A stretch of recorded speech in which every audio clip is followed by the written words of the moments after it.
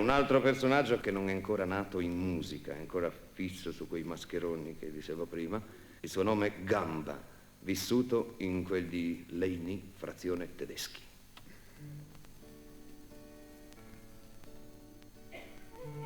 Mi dicono, canta che tu sai cantare, ma come io attacco un coro da piola, le voci si levano forti e stonate a fare la terza. È un'arte la terza.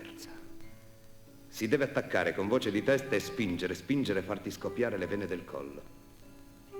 Qua giù solo Gamba sa fare la terza con tutto rispetto. Garino è stonato. Strano, un pittore che sia stonato.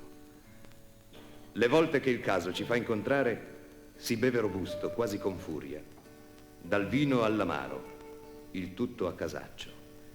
E quando il miscuglio incomincia a girare, si ingrana la marcia e partono i cori. Le donne che sanno si alzano e sgambano chiamandoci vermi. Il Gamba è tremendo.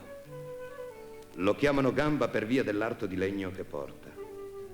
In tempo di guerra fu partigiano. In un'imboscata qualcuno dei suoi ci rimise la pelle.